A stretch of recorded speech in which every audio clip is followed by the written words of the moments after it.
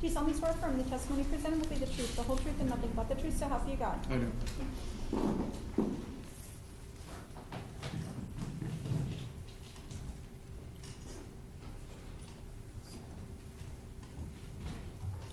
You may proceed. Thank you, Your Honor.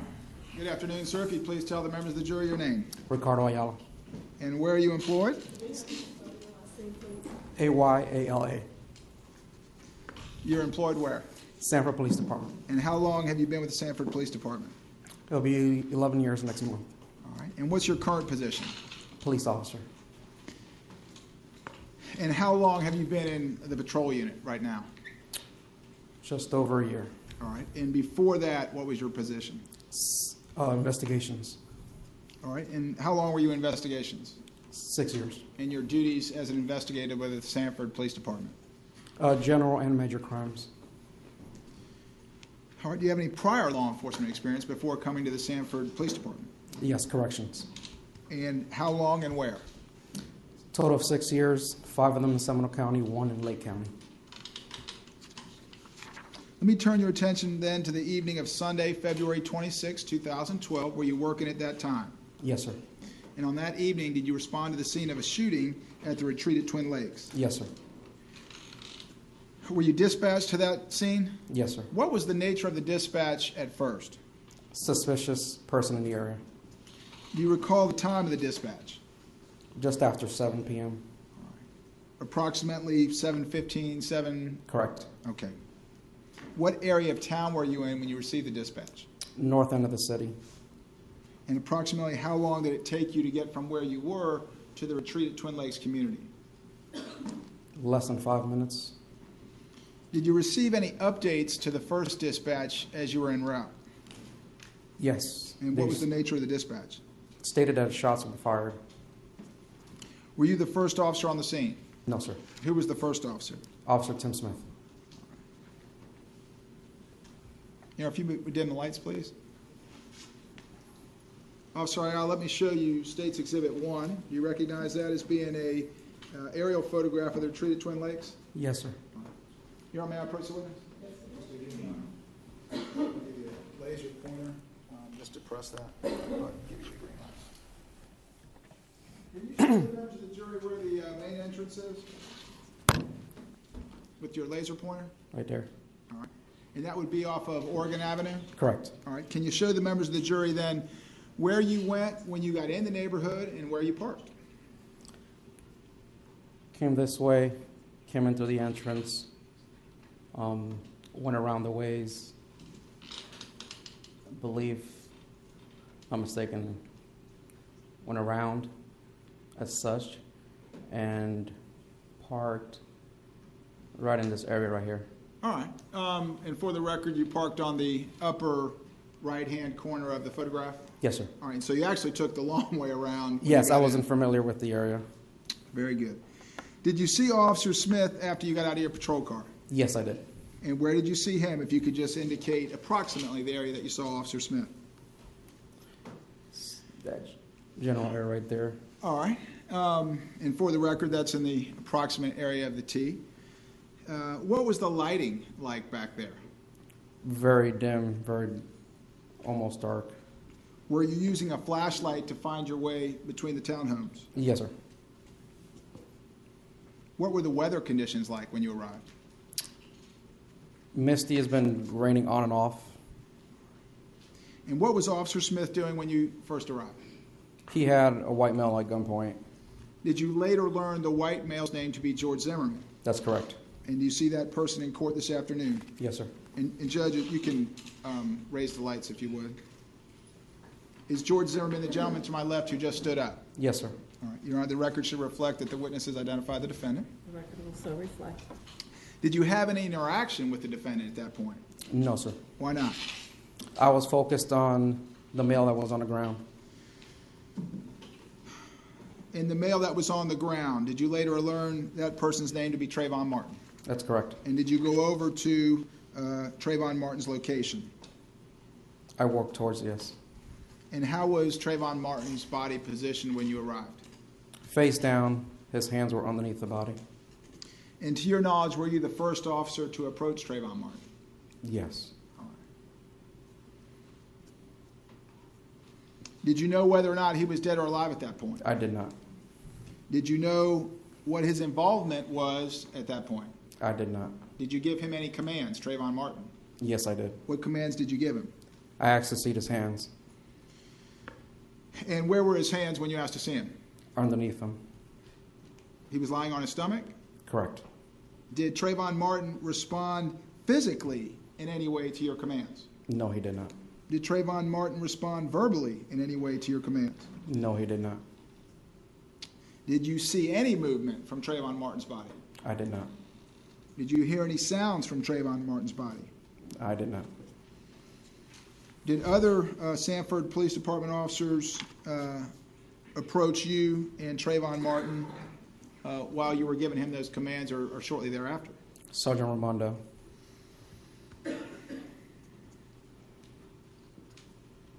And did either you or Sergeant Raimondo attempt to get a pulse from Trayvon Martin? Sergeant Raimondo did. Was Sergeant Raimondo able to get a pulse? No, sir. Did you and or Sergeant Raimondo move Trayvon Martin's body after he failed to get a pulse? Yes, I believe it was a joint. I'm sorry? I believe we moved him, yes. Okay, how did you move him? We turned him upside up, right side up. All right, so you moved him from his stomach to his back? Correct. To your knowledge, did you move or disturb any evidence that was around his body or on his body when you rolled him over? No, sir. Did Trayvon Martin respond in any way, either physically or verbally, when you rolled his body over? No, sir.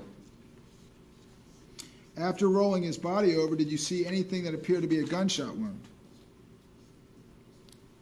After moving it, at a later, yes. After he was moved over around, yes. Yes, sir. And where was that? It was underneath. He had a pin or a button, so it was underneath the button.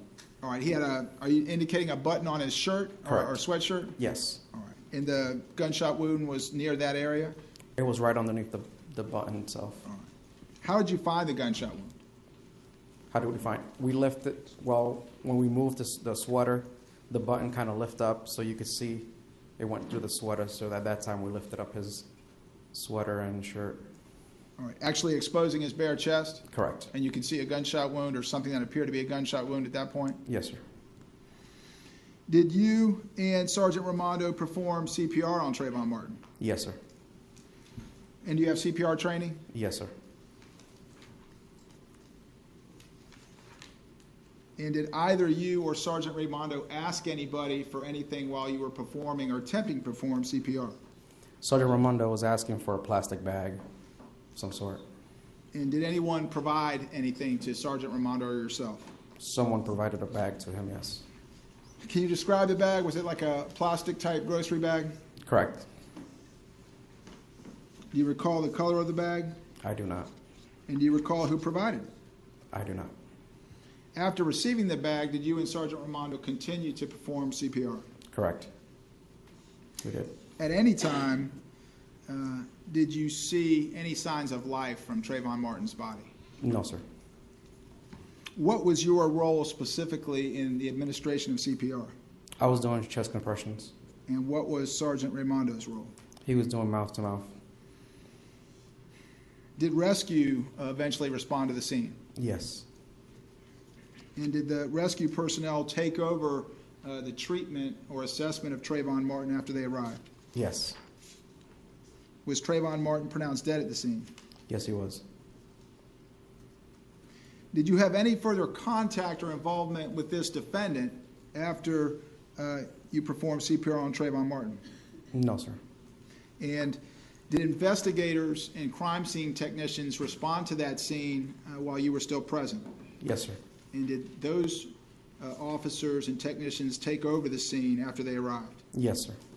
Did you have any further involvement with the case? No, sir. Thank you, sir. Judge, that's all I have.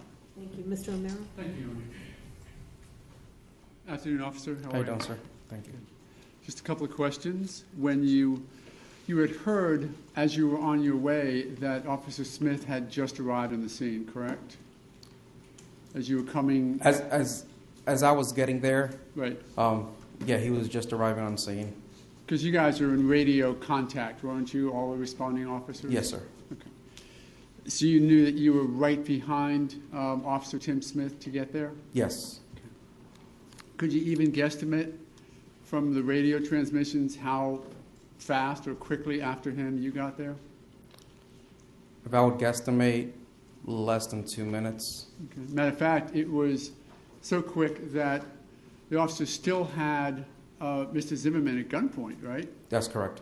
In a shots fired situation, when you come into a dark area like that, it's protocol to take out your weapon and control the situation, right? Correct. That's not to suggest any particular danger coming from Mr. Zimmerman. That's just what you do in a situation where you have shots fired. That's correct. And that's appropriately for Officer Smith to have done that here, correct? Correct. Now, if you were to come up to me, how would you tell me, or what would you tell me to do in a situation like that, where you pull your weapon and are trying to control a situation that you're just coming upon? I want to see your hands. Right. And you say that, don't you? Yes, sir. Okay. If I had a cell phone, you think it would be appropriate if I had a cell phone, you say, see my hands, to maybe go like this? No, it would not. Or even like this? No, it would not. What would you want me to do with that cell phone? Drop it where it's at. Why? That way we make sure we have no weapons and nothing in your hands. Okay. When you came on with Smith, did you take out, right behind Smith, did you take out your weapon as well? Yes, sir. Same reason? Yes, sir. You don't know what's going on, do you? No, we do not. Can't see very much, can you? No, sir. Flashlight in one hand, your gun in the other? No, the gun actually has a flashlight on it. Oh, so both, gun with flashlight, Yes. watching and seeing what's going on. Yes, sir. You actually said in your report that you were protecting Officer Smith, right? Is that a Correct. focus, at least initially? Correct. Because he's at least a fellow officer potentially in a dangerous situation. Yes, sir. Okay. Once you realized, or did you come to realize that Officer Smith had that part of the situation, including Mr. Zimmerman, under control? Did that happen? Well, I had my weapon out until, well, I was having my eyes on Mr. Zimmerman and Trayvon at the same time. We didn't know what was going on. Right. As soon as he secured Zimmerman, I went ahead and focused on Trayvon, make sure it was where the threat was coming from. Was there another person there? When we got there, Yes. or when I got there, Yes. there probably was. I was mostly Okay. focused on security for the other officer. Just curious, we had some testimony that a neighbor had come out with a flashlight. It may not have caught your memory. It doesn't, no. Okay, because you're mainly focused on your fellow officers Mhm. and the interested parties, in that case, Mrs. Zimmerman and Mr. Martin. Yes, sir. Okay. From your awareness of it, did Officer Smith have any concerns with securing Mr. Zimmerman? Was no, he after he got him secured Okay. and took him to his vehicle and secured him in a vehicle. He was gone. He was good.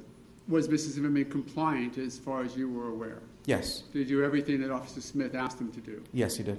Did he disobey in any form that you're aware of? No, he did not. Did you get a look at his face? No. I looked at it. Yes, I'm sorry. His face. Yeah, I didn't focus Right. at. Sort of a quick glance? Yes. Did you notice the blood on his nose? I can't tell you I did. No. Okay. Again, not a focus of yours once he was secured? Exactly. At that point, I think you said a moment ago, you shifted over to Trayvon Martin, who was off at that point sort of to the left? Yes. Okay. And it was quite dark, right? Yes, sir. You would not have been able to see Trayvon Martin's body but for your flashlight. Is that accurate? Yeah, it's pretty accurate. And I think that you testified you attempted to do what you could as a first responder to deal with Trayvon Martin. Correct. And you did not see, did you see George Zimmerman again when he was in the back of Tim Smith's patrol car? No. Never even went over there? No, I didn't make contact with him after he was secured. Okay. Just a moment, Your Honor.